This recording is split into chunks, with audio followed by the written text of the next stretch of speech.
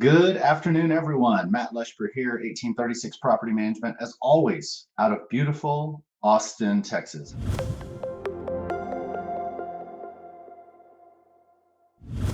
Hottest real estate market in the country. Who knew? Who knew? We're just a couple years thinking it'd be great if we could get some employers here, and now all of a sudden, 20 years later, we're an overnight success. So welcome to Austin. And welcome to 3 code compliance items to consider at your rental property. Today, we're talking to a longtime friend of mine, colleague as well, and that is Ken Jennings. He owns Mr. Rekeying Locksmith. They've operated nationally for years and years, ever since the actual law in Texas to require rekeying your property came into place. They've been around longer than the actual law has been in place. Some states you don't have to, Texas you do, and you should rekey your properties. We're going to go into the how and why today. During our webinar today, there's going to be some questions and answers, some polls I will place at the bottom of the webinar. Feel free to respond to those as you see them pop up, and we'll take it from there. So, Ken, tell us a little bit about yourself, about Mr. Rekeying, and what do you do? What do you do for landlords? Well, landlords, of course, are our focus. They always have been. We've been in business for 25 years, as you mentioned. The Texas Property Code, which we're going to spend some time chatting about today, also started around 25 years ago. We started a little bit before that went into effect. And, in Texas, we have worked on and rekeyed several million homes, but just bringing homes into code compliance, we've done over 1 million of those properties here in Texas. You sound a little like McDonald's. Kind of like McDonald's. We'll get you a new tagline: millions in compliance by Mr. Rekeying. Yeah, that's right. We've Well, set some standards there. That's good. We need those because you've got some great actors and some bad actors, but really one of the things I think Texas prides itself on is integrity. When you say you're going to do something, you do it. When you shake somebody's hand, you better deliver. And we try to hold each other as Texans accountable to that. That's just our expectation of a baseline for the way we behave. So it is good that we have those compliance items in there for the folks that don't maybe understand that integrity still matters around here. So our topic today is 3 items to consider related to code compliance and safety at your rental property. So I'm going to put up a poll real quick to find out who is an investor and who isn't an investor. But why don't we go ahead and jump into the first topic, which is really compliance and rekeying your locks before a tenant moves in. This is the baseline, right? This is where it all starts. I have to do it. The law says I have to do it. What do I have to do? So give us a few pointers on that. What does that look like, Ken? Well, rekeying locks is not complicated. Our truck goes out. We take the locks off the door. We take the locks apart. Inside the locks, there are parts that correspond to the key that works it. Now we change that to a new key and put the locks back on the door. The end result is the old keys no longer work, which is the main purpose of the property code section about rekeying your locks, so that the old tenants can't get back in, obviously, right? And then, of course, along with that are other things that are required by that code. There are locks that are required on your doors. There are whether it's a ordinary door, or whether it's a door to the house, to the garage, or a patio door, windows, all these entrance points to the property are included in that Texas Property Code. And there are things that we do above and beyond that, right, that are not required. But like, for instance, we add the security screws to every deadbolt we work on. That by driving these screws into the strike plate, we double or triple the strength of those doors, help them be more kick-in resistant, right? So these are all kind of things that we do. And there are other factors we're going to get into, I think, when I looked at the questions, so I'll save those points for that. But that's kind of the basic that we're going to do when we're going to go out. We're going to rekey the locks. We're going to make sure it has all the necessary locks that it needs and all the devices that it needs to meet the Texas Property Code. Why are these change is important to landlords? Why? I mean, obviously, okay, it's legally required. So some people say, oh, I knew about the law, and some say, I don't read. But why is it important to landlords? Why does this matter? Because you're not the resident. It's not your home. Why do you care? Yeah, it's more important now than it was 25 years ago, right? The reason that it's become even more important for investors, for landlords, for property managers, is there is a liability attached to this. If your property is not up to code, what could happen? Well, tenants today are much more savvy, right, to the laws and things. It's available on the internet. If they go online to, let's say, the Tenants Council in any city here in Texas, and there's an issue with that property, right? Well, if your property's not up to code, tenants can walk out scot-free. They can break their lease, walk away. It's the law. There's nothing you can do about it. They can charge you a boatload of money to hire their own contractor to get it done. There's nothing you can do about it, right?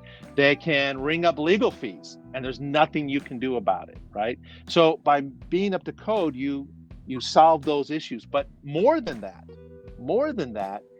if heaven forbid something happened at one of your properties, right? A property that you own or manage, one of the things they're going to look at is, was this property code compliant? And if it wasn't, you're going to have some egg on your face when you stand in front of whatever magistrate is dealing with this situation. So I think it's imperative. It's cheap insurance to make sure you've covered all your bases and none of this comes back on you. Why wouldn't you do it? It's not a lot of money. Rekey has gone out of its way. There's a plug for Rekey here, but we've gone out of our way to make this cost effective for rental property owners and property managers. So why wouldn't you do it? I agree with you completely. When it comes to our clients, our investors, the people who entrust us with their properties, their retirement, we have a real difficult time getting everyone, some people already get it, some don't, to shift their mindset to, this is an investment which requires input of capital. It's not a one-time purchase that pays forever. You know, even if you were to, let's say you were a rancher, you buy a cow. Well, you got to house the cow, you got to feed the cow, you got to pay the veterinarian. You have to do all these things to maintain that asset and that investment. And when it comes to something as simple as rekeying the property, to balk at $100 per se blows my mind when you're looking at a $400,000 property and people are trying to penny pinch. I think everybody is so worried about spending $100, they're missing the benefit of owning that massive piece of real estate and how it can deliver dividends for them for years to come if they just do the right thing. But you're going to have to make those small investments over time, consistently, to ensure your future. You don't just buy the cow and then turn it loose in the street and hope it brings home friends. That's just not how investments work. So, well, tell me this. One of the second topics we've got here is strengthening the existing deadbolts and locking systems. We've talked about this privately several different times. What are you guys doing that really strengthens the existing systems? How does this benefit landlords? You know, a lot of times we go into a property and the owner's never seen it. They bought it, they live in California, and they go, well, just manage it. And we go in and we say, well, we can manage it, but are you aware that none of the windows have locks? None. Like, you know, they don't even seal. Oh no, I don't care, just rent it. So what are you guys doing beyond just the locks to really help strengthen the existing systems there all the way through the house? Well, I'm glad you asked that. You know, it's shocking to me how many property managers, you know, smaller property managers don't do these things, because they really do open themselves up to some challenges. And I love working with companies like 1836 that recognize the professionalism of protecting their homeowners. And I'll give you a situation. Let's say that we have gone into a property and we've strengthened the deadbolts by adding screws that go through the jamb into the studs, making the doors kick-in resistant, right? Or we've made sure that all the windows have locks.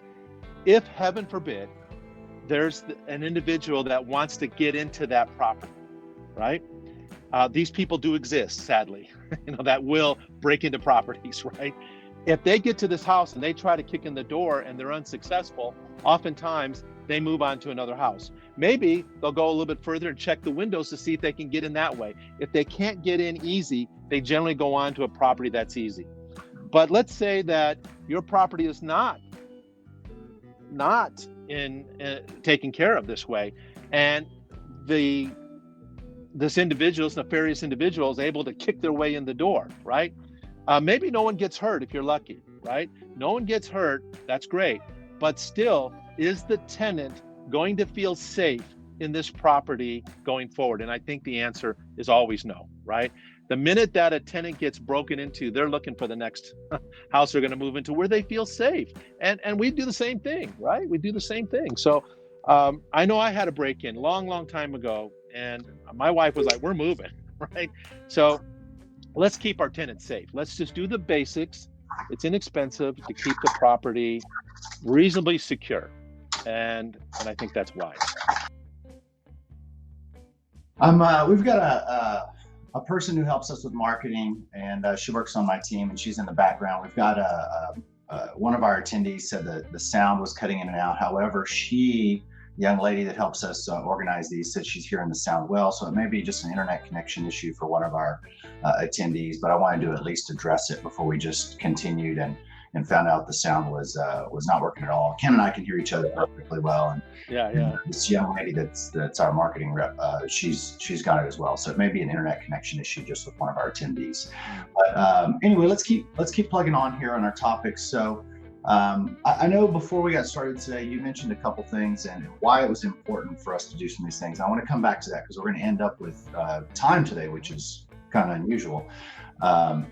Third topic we've got posted. I'm going to start right after the next poll.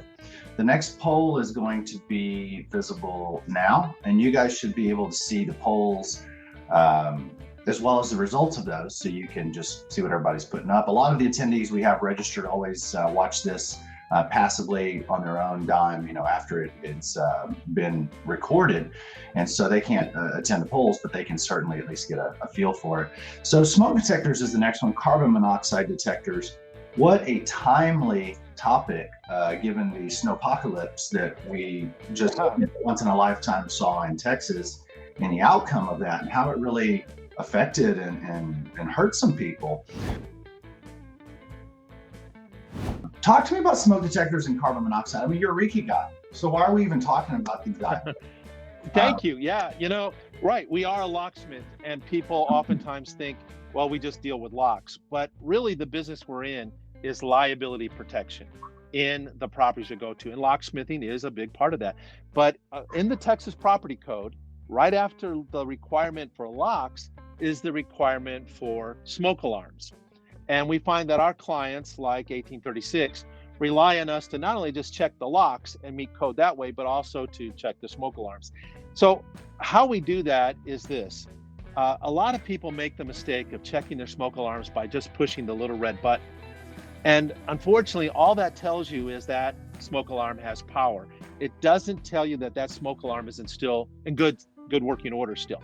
The only way to really test it is with smoke. So all of our techs are equipped with this telescoping smoke wand that we put up to the smoke alarms. We actually check them with smoke to make sure they're in good working order. If you've ever seen a air filter come out of a furnace unit that's been sitting there for much longer than it should have, it's caked with dust.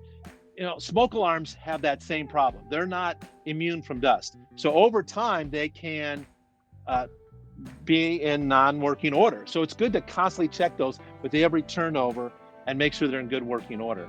CO detectors obviously are very important. In some cities, these have become the law, but I have found that responsible property managers have started putting them in long before it became required as a law. And to Matt's point, last month during this ice storm that we had, what we found is many tenants decided, since they didn't have power, which is just a horrible experience, they had to find alternative ways to heat themselves. And they started using fireplaces that hadn't been used in years. They brought heaters into their house that kicked out an enormous amount of CO. Some, believe it or not, got in their car, put their car in the garage, turned the car on, and sat in their car to stay warm. That's how people commit suicide. That's insane, but people were doing it, and that carbon monoxide was coming into the houses, right? On top of that. So if you look at just go back to Houston, for instance, for the month of February, look at all of the news reports of people that died from CO, from fires. And that's how CO detectors and smoke alarms come in together, right? They're both designed to save lives. The law requires that there's one in every bedroom. We're talking about smoke alarms, and one outside the bedroom. But if they share a hallway, they can share a smoke alarm. So you've got to have those in case there is a fire. They're protected from, and there are landlords that just sidestep this for so long, and then, bam! They did not. No one expected this ice storm. It came out of nowhere, and yet a lot of people were caught with their, pants down, so to speak, right? Because they hadn't done what they needed to do in advance, and now we have a disaster. People died, and I guarantee you there's going to be some lawsuits out of that. So you've got to make sure those things are done. It's something we do for our property managers. We make sure they're in working order. We install CO detectors where required, and there's standards. There are standards across the nation on where these things should go. We follow those standards and help our property managers. Heaven forbid there ever be an issue that they could stand there and say, we did these things in all of our properties to protect our tenants. That's just smart. We've got so many people that come to us and they think that all we do is deal with tenants' complaints and toilets.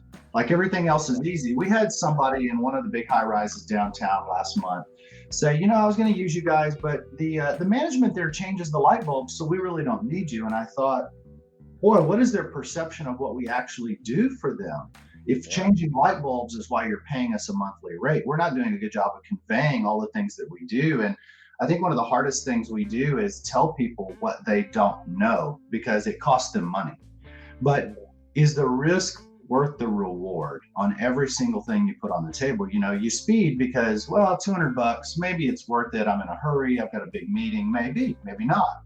But is going to court for 10 years, getting sued for everything you're worth, of your entire self-worth, because you knew that it was legally required to put in a CO detector because I told you, and you failed to do it. You just simply said, I'm busy, I don't want to.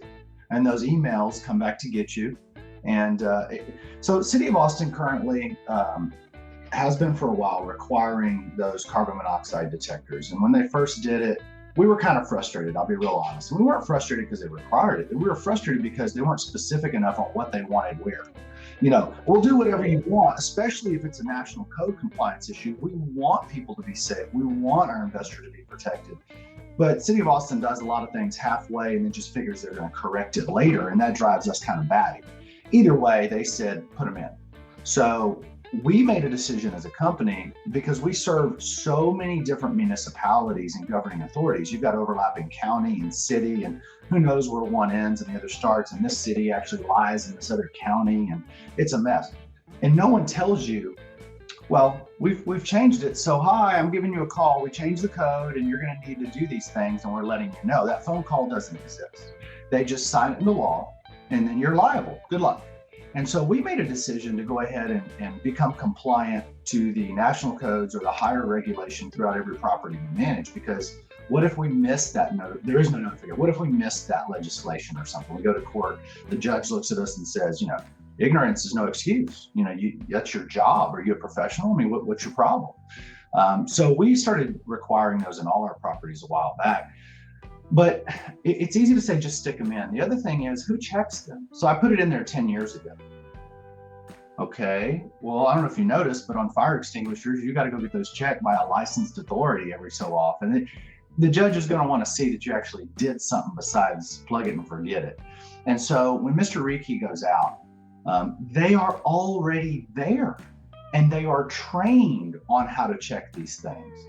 They document that it was checked. So God forbid, should something happen and one of your tenants perishes, you can not only cover your tail a little bit legally, but sleep at night, knowing that you didn't contribute to someone else's, demise because you saved $40 on a carbon monoxide detector. I don't want that on my conscience. And there's so many of these things, you may be able to get away with it, but the one time you don't, it's going to cost you everything you're worth. So why bother? Why not just go to bed doing the right thing every night for $20 or $100 or whatever that situation requires? I don't understand it, but that's one of the challenges we are always trying to convey. And I know Mr. Rekeying, as well as any of the vendors we use, know that they're always required to be available because they are the content experts for that subject, should we not be able to satisfy our owners with a diligent enough explanation. I mean, I can talk till I'm blue in the face, and sometimes people just say, well, I don't understand. Like, well, maybe we should ask somebody else. Maybe they can phrase it differently. I don't know. But Ken and his staff there, Mr. Rekey, are happy to explain these things to you, give you reference points. Do you still have that website up with the .org? Yes. So you can go to texaspropertycode.org and read the Texas Property Code. We have some videos there that explain it, and it's out there for anyone who wants to benefit from it. So yeah, texaspropertycode.org. It's perfect. And you guys have videos on your site as well, or where can they find you? They can find us at Rekeying.com, right? RekeySpecial.com, same thing. Rekeying.com, you can go there, and there should be videos there. YouTube, we've got lots of YouTube videos that explain what you should do. And Matt, I just wanted to say, you really hit on some points that make a lot of sense. I see that there's three ways that we protect 1836. Number one is we have a industry standard that we operate under, and that industry standard is done in 1 million properties that we can show. We can stand in front of a court and say there's 1 million properties done this way. It's an industry standard. Second of all, it's our standardized policy on how things go. You have it, we have it, we follow that in every one of your properties. So when you do a standardized thing across the board, it makes it almost impossible for an opposing attorney to put a maintenance guy on a stand and rip him. But did you do this? Did you not do that? Why'd you do it here? Why didn't you? Don't have that problem. You're protected because it's done the same exact way in every property. And third, it's documentation. As you brought out, we're as a vendor for 1836, we're required to document everything we do. We take pictures, we record what key we put it on, we record everything for the protection of 1836 and their clients. So, and that is why, we've never seen any kind of a challenge ever go all the way to court, because we buttoned up everything that we need to do to protect ourselves, and that's just smart. It really is. So you mentioned Ken, for the audience today. Ken does serve the general public as well as B2B. The vast majority, I think, of his business comes from B2B because we do so much volume as property management companies. So he was speaking about protecting us, but the truth is, if I do my job properly, by nature of the relationship, contract, legalities, we're indemnified if I do my job properly. So the owner, the investor, is going to be the one that actually picks up the court tab, even if they're right. Of course, we have multiple layers of insurance. Of course, I don't know that every company does, but we just keep an attorney on retainer because it's much easier to have them settle things than to go to court. You never want to go to court. That's just, you might as well go to Vegas instead of going to court. It's just not going to end well for anybody. The buy-in's a lot higher in court than it is Vegas. But really, it's about protecting the owners. I can go defend myself all day. We can do the right thing, but the owners are the ones that end up picking up the tab on a lot of these things, because if they're pre-existing, they didn't know about it, they failed to disclose it, it comes out in discovery. So I keep saying this over and over. I don't mean to be the preacher on today's show, but do the right thing. Just do the right thing. Life is so much easier if you just do it right the first time. So Ken, we have a couple minutes left. I'm not seeing any questions being posed today. You got any good stories lately? Anything from your career just to kind of share with folks on a real life basis why this is important, why it's important to have a third party that does this, that you can count on, that documents it, just be done? Well, we've been involved in 50 plus lawsuits over this period. And all of those have evaporated because, an attorney doesn't really want to go against a third party vendor that has these kind of policies, these procedures, this kind of documentation. It makes that a really tough case to win. So we've had that, but going back, there are so many laws, codes, ordinances. You never know where they're coming from, where they're going to overlap. And how do you keep track of all of that? That's why you have to have a professional, where I'm learning everything about my category. Is the plumber learning everything about their category? Is the electrician learning everything? And then that all feeds up to a property manager like 1836 that is making sure that everything is copacetic, is done correctly. But going back to the smoke alarms, there was a case in San Antonio, happened to a property manager where the house burns down. Unfortunately, and very sadly, some people lost their lives. And the fire department goes in there and they go, well, these smoke alarms, they didn't work. And, that's what happened. They were too old. Well, it may very well been that those smoke alarms, and this is a true story, you can go to Home Depot and you can buy smoke alarms. And we've done this many, many times. And we've tested them all with smoke. And sometimes out of a case of 12, all work. But sometimes out of a case of 12, only 6 work. Yeah, all of them worked with the battery, but some did not work with smoke. And I would contend that at house, none of those smoke alarms ever worked. They all worked with electric. They passed inspection because they made the beeping noise, but they did not protect that family in case of smoke. We had another quick story here. Austin property manager, coincidentally, not you, of course, but another property manager had a house that burned down. The tenant was safe, but the next day, the property manager gets a call from the attorney stating that they're going to sue them because this house was unsafe, it burned down, the smoke alarms didn't work, and so forth. And it is true that the tenant wrote in Sharpie marker on the move-in report, these smoke alarms don't work, right? But that wasn't true.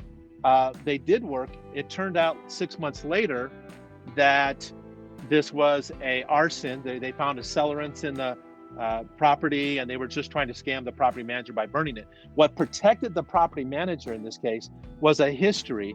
Every time tenants moved out over the last 15 years in that property, we checked their smoke alarms. We had a history of those smoke alarms were in good working order for these years, and any that were defective were replaced during that time.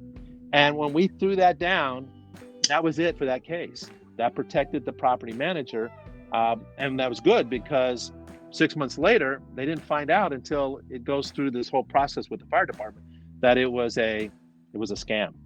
Unbelievable.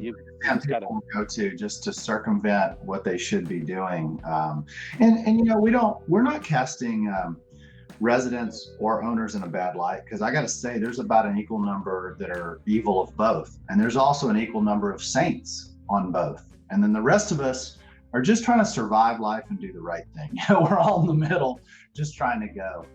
I've got a couple questions here. One I'm going to wait and probably answer afterwards, and that's about mold, which is not on our topic today. If you've got any questions about attorneys, you just want a consultation, I would refer to Hey Legal. That you can Google them, Hey Legal, Austin, Texas. Colin Newberry is our attorney on retainer. He specializes in real estate law. So they'll talk to you for free, and you can just give them a call and just say, hey, here's the situation. Can I have your ear for 10 minutes? They'll be happy to make a recommendation for you. That's the best way to not be an attorney myself and say that I don't make legal recommendations. The other question we have is regarding the smoke detectors, which is on our topic today. If a detector's in each bedroom and one in the hallway, is there another required close to the kitchen? I'll let you take that, Ken, since... The Texas Property Code does not require one to be in the kitchen. And there are some different viewpoints about that. There are some that feel that there should still be one there. Others say that there shouldn't, because obviously when cooking, you're going to set it off all the time. And tenants will often take the battery out of any smoke alarm that goes off frequently, right?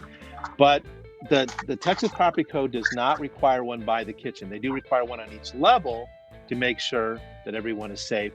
But it's the sleeping quarters that are really the focus of the protection, with the Texas Property Code. So that's not a requirement, unless it's a building code requirement that, and I don't even know of any building codes necessarily that require that one there. But if there is one, we will test it. Wherever they are, we come out to the property. If there's one in the kitchen, we will test it and make sure it's in good working order. If not, then we will replace that one with a, obviously with a working unit. So I hope that answers your question about. Yeah, I think it covers the that specific question. We're reaching the end of our time today. Ken, I'd like to thank you first for being a good friend. I've known you for almost 15 years now, and you've always been one of the most open, forward-thinking, diligent, capable people in our vendor database. And it's been a pleasure to have you as a friend as well as a colleague, because I know that I can count on you. And I think all of us could use more people like that in our lives in any respect. For our viewers today, whether they use us as a property manager or not, the law says rekey. So let's go. Let's stay up with the law in Texas. How can these folks get a hold of you? What do you deliver? What should they know? And how can they call you? Well, they can go to rekeying.com and find us there. They can go to texaspropertycode.org and find us there. You can, just find us online. Type in Mr. Rekey. There we are, and reach out to us. We're happy to have a tech go out, take a look at what you have, give you a quote of whatever you need, and then if that's a good, we'll get it done for you. Now, I will let them know that if you have a property that's never been rented, your web's cutting out a little bit, but I'll try to close this out and see if you pop back on again. If you've got a property that's never been rented before, brand new house, for example, in my opinion, it still needs to be rekeyed. We could argue that point, but regardless, that property will not meet Texas property code if you do not have certain things installed, like keyless deadbolts, which have to be to a certain height, viewing devices, which they will not install in all the doors appropriately. And beyond that, you're going to want those carbon monoxide detectors, which are probably not installed. So you're going to have a little bit bigger bill, I'll be real honest with you, on your first trip. But once you get those devices installed, then you're going to be able to do the rekey special and have them check the other items as you so desire when they go out. Our viewers may not know, but carbon monoxide detectors, I won't speak to those. I'll stick to the smoke detectors. The smoke detectors have an expiration date on them. So if you've got a house from 1980 and you've never changed the physical detector, pull it off the wall. There's a date on the back of it, and you're not in compliance if that thing's beyond so many years old. So while you may say, oh, it works fine, an attorney is going to love to see that expiration date. And you're going to be in a pickle when they do. So just change it out. Just do the right thing, day in and day out. Sleep well at night. Use experts. People call us sometimes, and some of our owners want to know why we're not experts on how to do electrical wiring on a 1935 house. I said, I'm not an electrician. I'm a manager, but I know who is an expert, and that's what you're hiring me for. So same things with the rekey, the code compliance. Call Ken at Mr. Rekey. That's what they do. Let them do it. Whether you use us or not, I can vouch for Mr. Rekey, just top to bottom. Love them. They're just outstanding. So Ken, anything you want to add before we close out today? I just want to say thank you for all the kind words, and feel free to call us. You can ask for me personally. I'm always happy to answer questions for anyone and create some clarity there. Awesome. Ken, thank you for your time today. I look forward to seeing you on a personal basis, but we'll close it out for today for our viewers. And if you guys have any questions about anything, call Ken, call 1836 Property Management. We are here to deliver those solutions for you. That's our job. And if we can't answer it, well, then we need to find somebody that can, because I said so doesn't work anymore in a world with the internet. We've got to be able to know our business and deliver it to you guys and have the value make sense. So give us a call, see Ken online. Thank you for attending, and look for our next Crowdcast. We'll see you guys soon.